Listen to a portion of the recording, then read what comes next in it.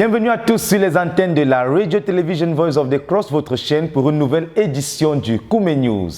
La semaine du 10 au 17 mars est marquée dans la communauté par la célébration des victoires du Seigneur Jésus-Christ. Un événement annuel qui commence à s'enraciner dans le ministère, au quartier général et dans d'autres églises dans l'œuvre telles qu'au Rwanda. Les saints sont mobilisés pour ces 7 jours de célébration du démantèlement des 3 armées de méchanceté, comme nous le verrons dans la suite de ce journal. C'est l'événement de l'heure dans la communauté, la célébration du démantèlement des 3 armées de méchanceté qui a eu lieu le 13 mars 2009. En cette année 2023, ça fait donc 14 ans que le Seigneur Jésus-Christ a remporté cette grande victoire qui a donc mobilisé les saints pour la célébration depuis le 10 mars dernier de 19h à 5h, soit 10 heures de célébration tous les soirs. Ruth Biloa nous en dit plus dans ce reportage.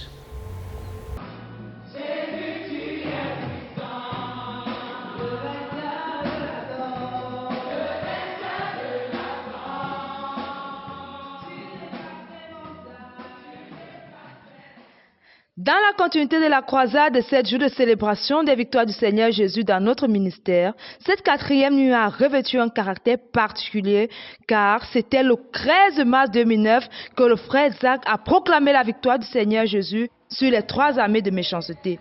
Ainsi, cette 4e nuit qui correspond au 13 mars 2023, soit 14 ans plus tard, le Seigneur s'est puissamment manifesté, entraînant l'assemblée tout entière dans les transports de louanges, de joie, de célébration, d'acclamation, de danse.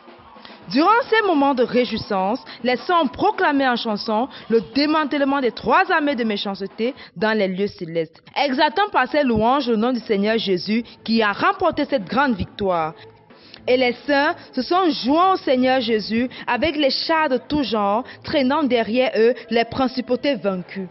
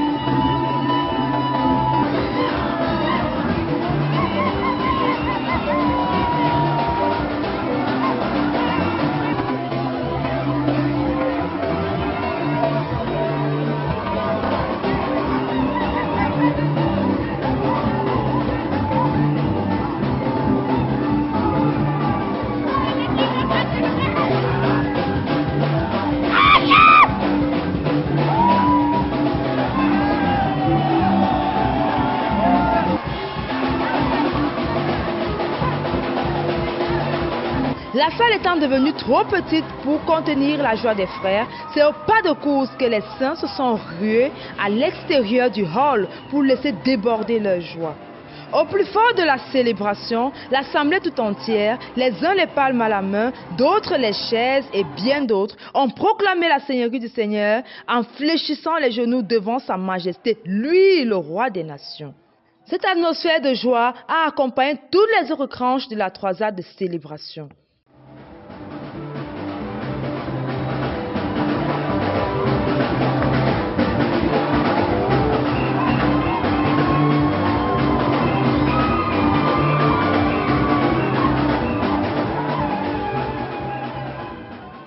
La cranche des souvenirs ce soir a été marquée par une exhortation du frère Nicolas Akwa qui a encouragé les saints qui ont été visités pendant la louange à enregistrer ce que Dieu a fait. Ensuite, un deuxième documentaire sur la jeunesse de notre ministère a été projeté, suivi des actions de grâce. Une autre vague de louanges s'est encore répandue sur l'assemblée des saints qui se sont une fois de plus réjouis.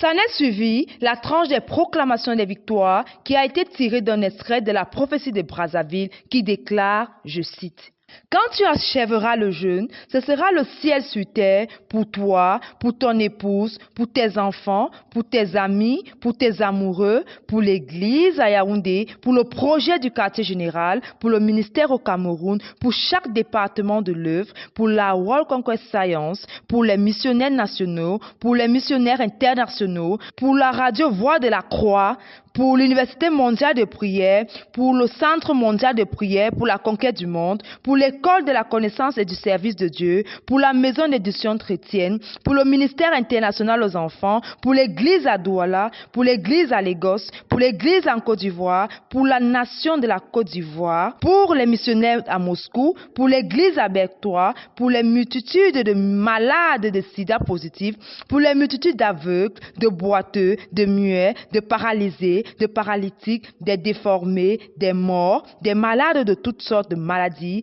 le ministère en Afrique, le ministère en Inde, le ministère en Chine, le ministère en Amérique, le ministère en Afrique du Sud, le ministère en Australie, le ministère au reste de l'Asie, le ministère aux autres enfants d'Abraham, le ministère à Jérusalem et à partir de Jérusalem, le ministère à la haute classe, etc., etc. Pour attester ces paroles de la prophétie, plusieurs témoignages de guérison extraordinaire opérés durant les ministères du frère Zach ont été lus, appuyés par le témoignage vivant d'une sœur présente en salle qui avait été miraculeusement guérie du VIH-Sida à la suite des différents ministères rendus par le frère Zach. La foi des frères ayant été stimulée, un ministère de guérison a été rendu aux frères. La prière pour les fonds et la protection ont marqué la fin de cette 4e nuit de célébration. Les saints ont été recommandés à la grâce du Seigneur par le pasteur Alphonse Tawet. À Dieu soit toute la gloire pour cette 4e nuit de célébration des victoires du Seigneur Jésus dans notre ministère. Pour la RTVC, je suis Ruth Biloa. Dans l'église du quartier général, le deuxième culte de la méga-église a eu lieu ce dimanche 12 mars 2023. C'était donc les saints venus de 600 qui étaient mobilisés, soit un total d'un peu plus de 1200 personnes. Un culte pas comme les autres, puisque le Seigneur lui-même a pris les choses en main, tel que nous le verrons dans ce reportage. Suivons plutôt.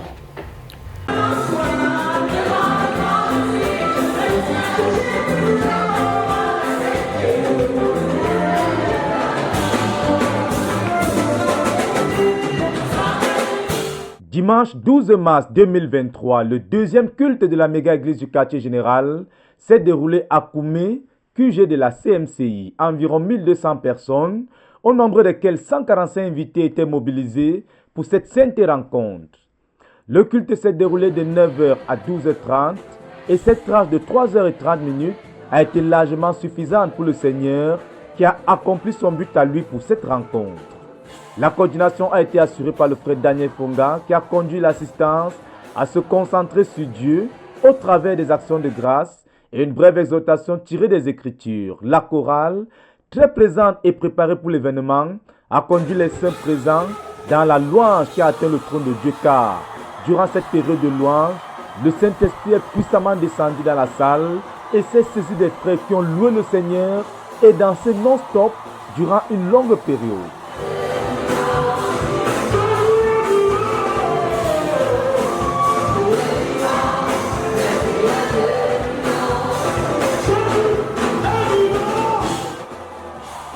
On a pu vivre là un culte dans lequel Dieu décide de prendre les choses et conduire toutes choses à sa manière. C'est ainsi qu'au cœur de la célébration et de la louange en l'honneur du Seigneur, un ministère de guérison, de délivrance, de brisement des malédictions et de bénédictions a été rendu aux saints réunis. Dans la même mouvance, le pasteur Israël Sama, poussé par l'esprit et de concert avec le pasteur Alphonse Tawet, a pris la parole pour rappeler aux invités qu'ils ont été appelés pour venir se décharger sur le Seigneur Jésus-Christ de tous leurs fardeaux afin d'entrer dans le repos de Dieu. En peu de mots, et étant conscient de l'œuvre que la présence du Seigneur avait déjà produit dans les cœurs, le pasteur Sama Israël a lancé l'appel à ceux qui voulaient venir à Jésus-Christ pour le recevoir dans leur cœur et ainsi entrer dans son repos. En réponse à l'appel lancé, environ 160 personnes se sont levées pour venir au Seigneur Jésus-Christ. Le pasteur Alphonse Tawet a conduit ces derniers à la repentance. Pour ceux qui voulaient immédiatement faire un pas ferme d'obéissance au travers d'un engagement et l'union à Christ par les eaux du baptême, le pasteur Alphonse Tawet a lancé l'appel après une brève exhortation sur le baptême et 27 personnes ont répondu favorablement. Le pasteur Alphonse Tawet a ensuite conduit toute l'assistance dans la prière, amenant chacun à inviter Jésus-Christ et à l'établir comme Seigneur dans tous les aspects de leur vie. En réponse à tous ces ministères, on a enregistré 90 guérisons et 67 délivrances. Après les actions de grâce pour la rencontre et les différents ministères rendus, les annonces, suivies de l'accueil et de la bénédiction des invités, ont marqué la fin de ce deuxième culte de la méga-église du quartier général. Les 27 personnes qui se sont signalées pour l'appel au baptême ont été conduites dans les eaux du baptême par une équipe de frères. De la manière dont on a invité les gens à donner leur vie au Seigneur. Parce que de façon générale, je m'attends toujours qu'on prêche l'évangile. Mais la manière dont Jésus a attiré les gens vers lui aujourd'hui m'a tellement surpris. Ce qui a fait que j'ai ressenti la présence de Dieu. J'ai vu les gens assoiffés de connaître le Seigneur. J'ai vu les gens se lever, courir pour aller devant, pour accepter l'appel que le Seigneur était en train de les inviter. Pour moi, vraiment, ça a été très touchant. Particulièrement, moi, j'étais assis et j'ai commencé à prier parce que j'ai vu la puissance de Dieu à l'œuvre, attirant les hommes vers lui pour abandonner le péché, abandonner l'ensemble. C'est donc plein de joie et avec des cœurs satisfaits que les saints sont retournés dans leurs différents lieux, louant et glorifiant le Seigneur. À Dieu soit toute la gloire pour son œuvre et pour ce qu'il a accompli pendant ce deuxième culte de la méga-église. Dokume pour la RTVC, Dan Josué Mouloula Beko.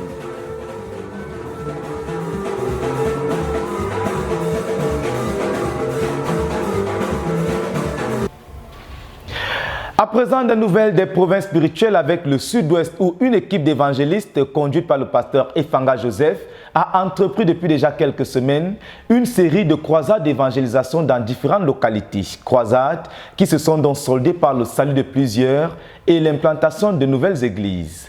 Yassine Bekolo nous en dit plus dans ce reportage. Yesterday we have come for your attendance service. I go back for us.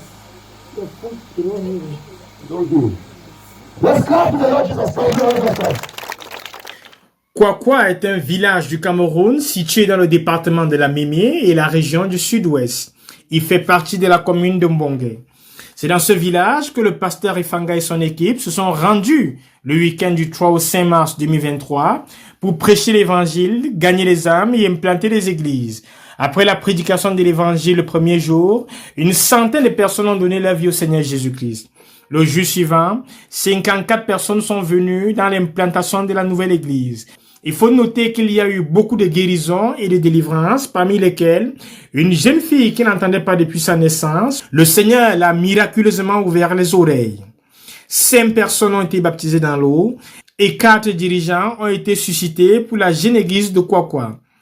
Il faut noter que parmi les délivrances qu'il y a eu, une famille de plus de 25 personnes qui ont été emprisonnées spirituellement pendant près de 20 ans par leur papa dans une marmite. Pendant la croisade, il a été miraculeusement visité. Après la confession de cet acte de sorcellerie, l'un des membres de la famille a pris la marmite, l'a détruit et l'a brûlé. Open this one. Let it be open and all be destroyed in that way. Amen. In Jesus' name. Amen. And as you break it and destroy it, let it be destroyed forever. In the name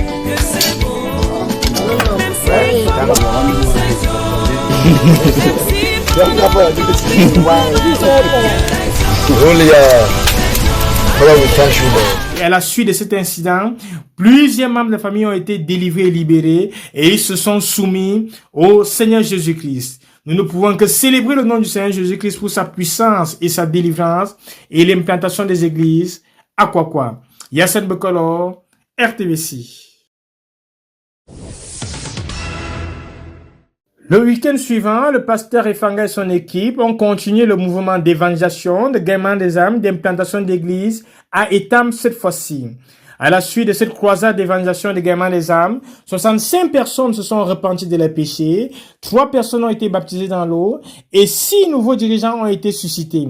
25 convertis étaient dimanche matin pour l'implantation de la nouvelle église à Etam.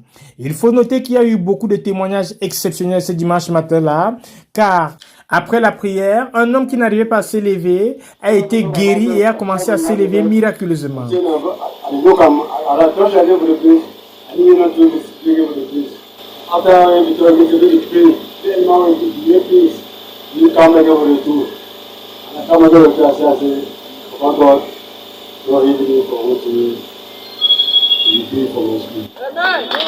Il y a aussi eu la guérison de quelqu'un qui souffrait d'un ulcère gastrique. Les manifestations et les symptômes ont disparu immédiatement après la prière. Nous bénissons le Seigneur Jésus-Christ et le louons pour son nom qui nous dévance et qui opère les miracles. Célébrez l'Éternel car il est bon, car sa miséricorde durera toujours. Yassine Bekolo, RTVC. Dans la province spirituelle de la Sanada Maritime, la 23e session de l'école de la connaissance et du service de Dieu adressée aux missionnaires nationaux se poursuit à la base nationale de l'œuvre à Edea. Il faut le dire, cette session a été précédée de diverses activités à la base de l'œuvre, notamment une série de sièges de prière. Toujours à Edea, les saints se sont également mobilisés pour la célébration des victoires du Seigneur Jésus-Christ dans notre ministère. Les détails en images dans ce reportage. Elle se poursuit à aider à la 23e session de l'ECSD-MNE entre moments de recherche personnelle de Dieu, culte matinal, session de travail pratique en vue de former les candidats missionnaires pour faire face aux difficultés quotidiennes sur le champ de mission, alors que les étudiantes s'activent en cuisine pour apprêter les repas. Les sessions d'enseignement, quant à elles, ont lieu le soir. Pour ce qui est de la célébration du démantèlement des armées de méchanceté, l'Église a aidé à s'est rassemblée le dimanche 12 mars à l'occasion d'un service conjoint coordonné par le pasteur Bolega Dagobert. Un réel moment de retrouvailles, communion fraternelle, action de grâce, louange, célébration et proclamation. À cette occasion, la célébration a été organisée de manière à ce que les anciens de l'Église d'Edea se relayent selon leur zone. Puisse toute la gloire revenir au Seigneur. De Koumé pour la RTVC, je suis Cynthia Siaka.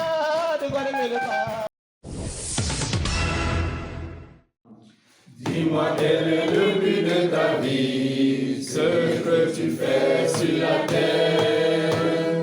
Sais-tu quel est le but de ma vie, gagner le monde pour Jésus. Nous devons faire toutes les nations des disciples. Le Seigneur. La base nationale de l'œuvre à aider à Cameroun a été particulièrement mouvementée la semaine dernière. En dehors de son train-train quotidien habituel, la base a accueilli son dirigeant le 26 février dernier, revenant de Limbe où il venait de former les dirigeants. Le 1er mars 2023 était donc consacré à la rentrée de la 23e session de l'école de la connaissance et du service de Dieu des missionnaires nationaux, DDA. Alors que pendant le week-end, 3 groupes différents étaient en prière pour faire descendre Dieu sur le site de la base en Tumba.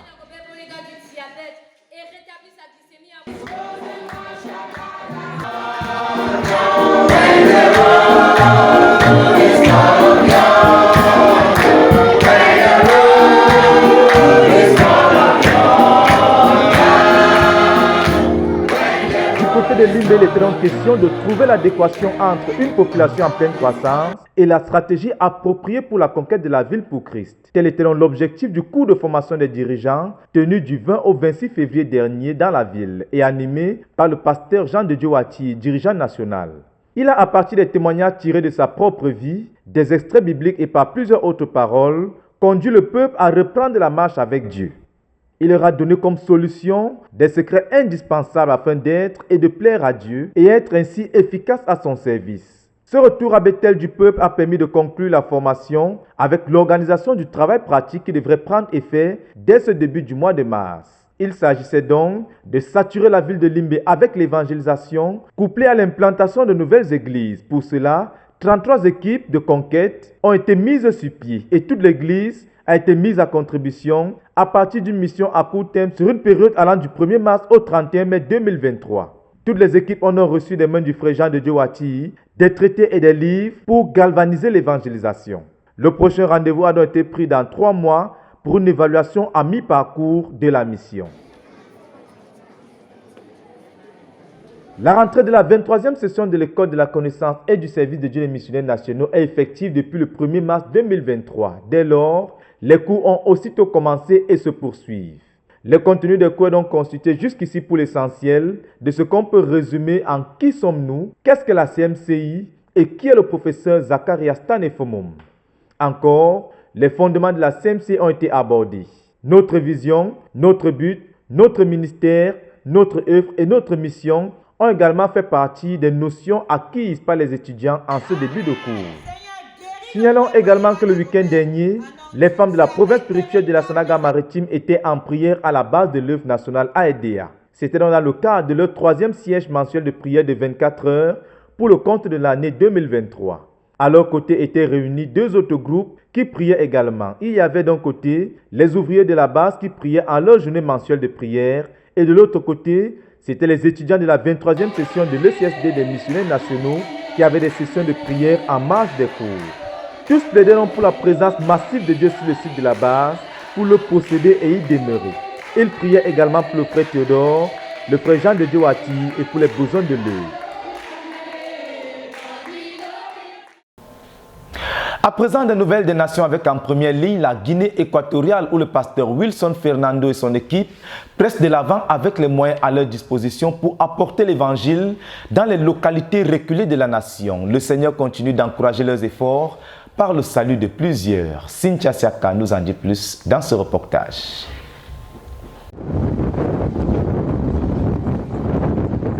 Ce samedi 11 mars 2023, le pasteur Wilson Fernando et son équipe quittent Malabo pour se rendre dans la localité de San José.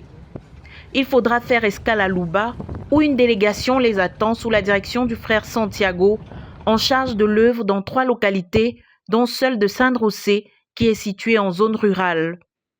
C'est très souvent à pied que le pasteur effectue la quinzaine de kilomètres qui séparent Luba de San José. C'est vers 17 h que le pasteur missionnaire foule le sol de ce village, où il rendra ministère en dépit du manque d'énergie électrique. À partir de Jean 3, verset 16, l'évangile est clairement prêché et 5 personnes donnent leur vie au Seigneur Jésus.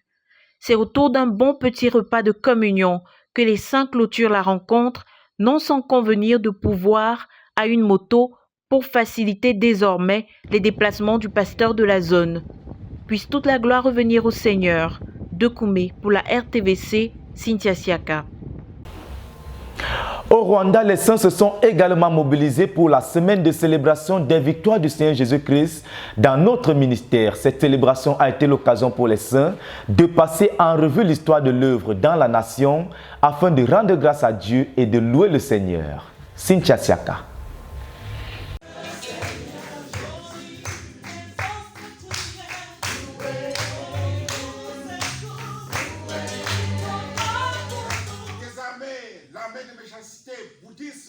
Il a exposé ses faiblesses dans l'univers.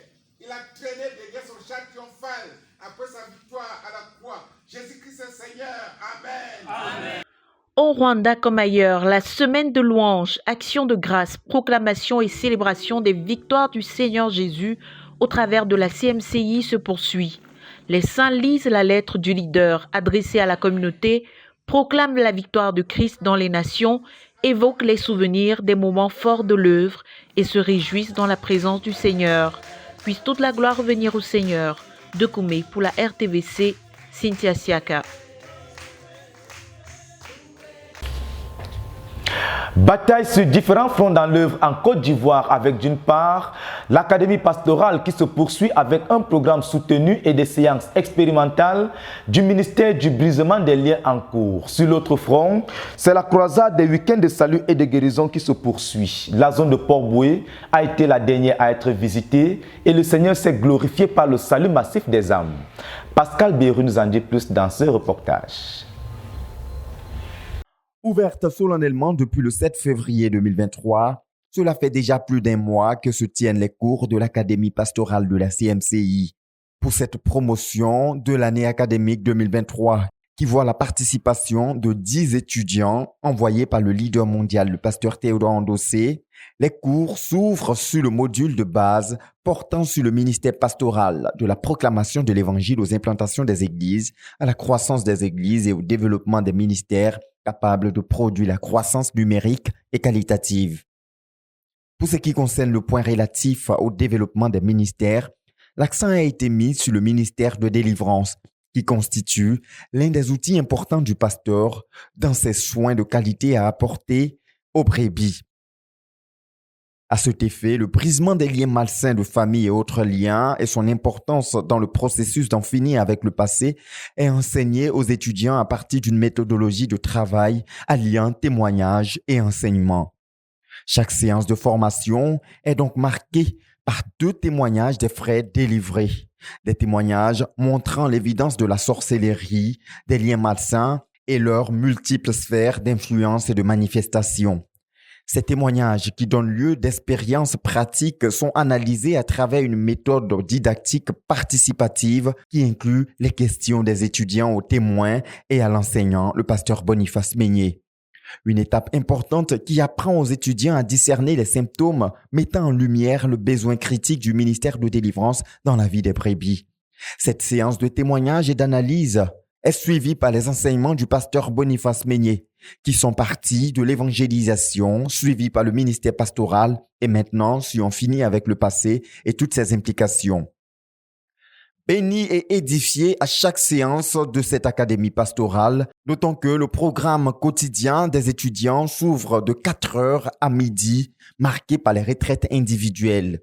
Ensuite, la restauration entre midi et 14 heures et les cours en salle marqués par les témoignages et les enseignements se tiennent de 14h à 21h du lundi au vendredi. Et les samedis et dimanches sont consacrés aux visites dans les églises pour la formation sur le terrain et la communion fraternelle.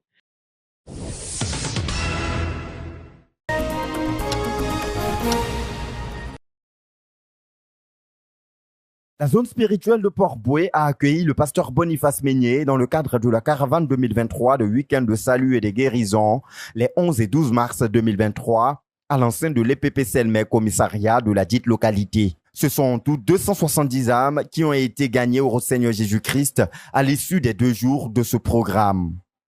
Une grande moisson qui a été la résultante de l'œuvre du Saint-Esprit accompli dans les cœurs des invités à travers les ministères évangéliques qui ont marqué ces 2 jours, notamment les témoignages de conversion authentique, de délivrance et de restauration accomplis par le Seigneur Jésus-Christ dans la vie des saints ayant expérimenté la vraie repentance et l'engagement authentique à suivre le Seigneur Jésus-Christ.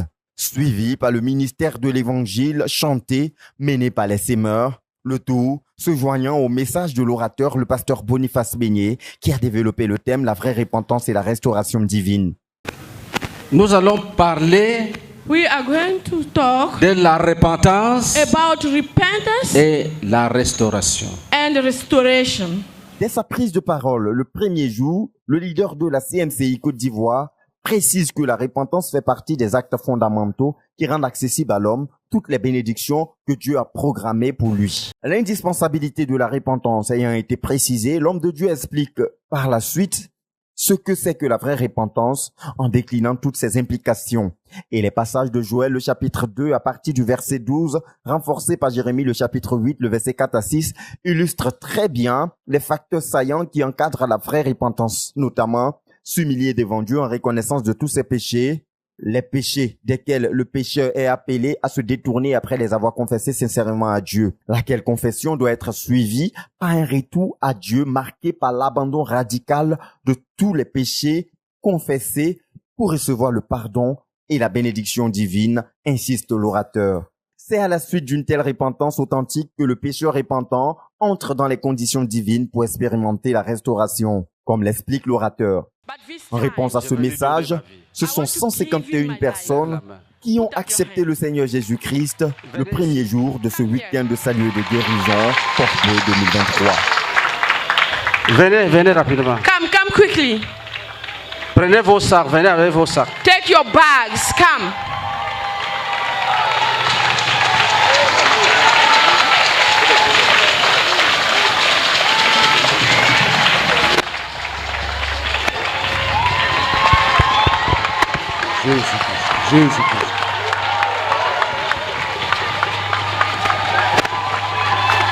Jésus-Christ. Jésus-Christ.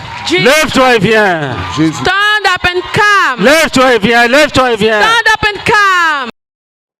Toujours dans l'élan du développement du thème, la vraie repentance et la restauration divine, le pasteur Boniface Beignet a poursuivi son ministère d'évangélisation dans la journée du dimanche 12 mars. Cette fois, en s'inspirant de l'histoire de la résurrection de Lazare, relatée dans le livre de Jean, le chapitre 11, le verset 1 à 44. Faisant un parallèle entre l'état de putréfaction du défunt Lazare dans la tombe, le pasteur Meunier explique que tous ceux qui vivent dans le péché et la rébellion contre Dieu sont spirituellement dans un état de mort et de putréfaction. L'orateur poursuit son message en s'inspirant des consignes de Jésus qui ont précédé la résurrection de Lazare, à savoir ôter la pierre, une symbolique de laquelle se sert le pasteur Meunier pour préciser aux pécheurs ce qu'ils doivent faire pour bénéficier de la résurrection spirituelle que procure le salut et la vie éternelle. Ôter la pierre consiste donc pour le pécheur à enlever tout ce qui fait obstacle à sa réconciliation avec Dieu, c'est-à-dire le péché et toute forme d'idolâtrie. Car comme le dit Ésaïe, le chapitre 59, le verset 1 à 4, non, la main de l'Éternel n'est pas trop courte pour sauver, ni son oreille trop dure pour entendre, mais ce sont vos crimes qui mettent une séparation entre vous et votre Dieu, ce sont vos péchés qui vous cachent sa face et l'empêchent de vous écouter. Car vos mains sont souillées de sang et vos doigts de crime, vos lèvres profèrent le mensonge, votre langue fait entendre l'iniquité. Nul ne se plaint avec justice, nul ne plaide avec droiture, ils s'appuient sur des choses vaines et disent des faussetés, ils conçoivent le mal et enfantent le crime. Un passage qui a permis au leader de la CMCI Côte d'Ivoire d'expliquer clairement à son auditoire ce qui constitue le principal problème de l'homme, à savoir sa rébellion contre Dieu. Et le passage d'Osée, le chapitre 13, le verset 9, est en l'occurrence plus précis pour soutenir les propos de l'orateur, en ce sens qu'il indique au pécheur que ce qui cause sa ruine, c'est qu'il a été contre l'Éternel, contre celui qui pouvait le secourir. Des vérités qui ouvrent un grand boulevard devant le pasteur Meunier pour montrer à l'assistance ce qu'il faut faire pour ôter la pierre. À la question de savoir quel est le moyen par lequel le pécheur peut se qualifier à bénéficier du secours de Dieu, et tout comme Lazare sorti de la tombe de la perdition de la mort pour recevoir la résurrection du salut et la restauration divine, la réponse donnée par l'orateur est bel et bien la vraie repentance et la foi authentique en Jésus-Christ. La repentance qui consistera pour le pécheur perdu à reconnaître ses péchés et les confesser à Dieu d'un cœur sincère avec le ferme engagement de les abandonner. En réponse à l'appel à la repentance et à l'engagement à se donner véritablement au Seigneur Jésus-Christ, ce sont 119 âmes qui ont répondu favorablement en ce deuxième jour.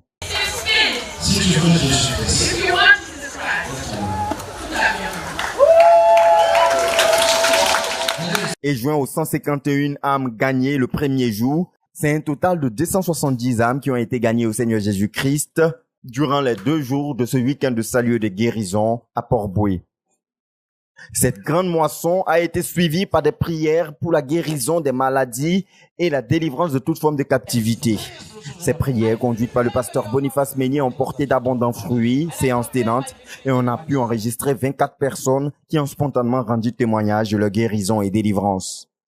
Le week-end de salut et de guérison de la zone de Port-Bouët a donc tenu toutes ses promesses. Et rendez-vous est pris pour le week-end du 18 au 19 à Bingerville pour la suite de cette caravane 2023 de week-end de salut et de guérison des zones spirituelles de l'église d'Abidjan.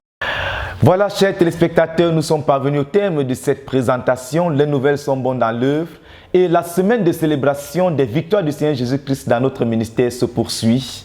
Rendez-vous la semaine prochaine pour une autre édition du Koumé News. Restez connectés sur les antennes de la Radio Television Voice of the Cross. C'est la chaîne de la Bible. Que Dieu vous bénisse.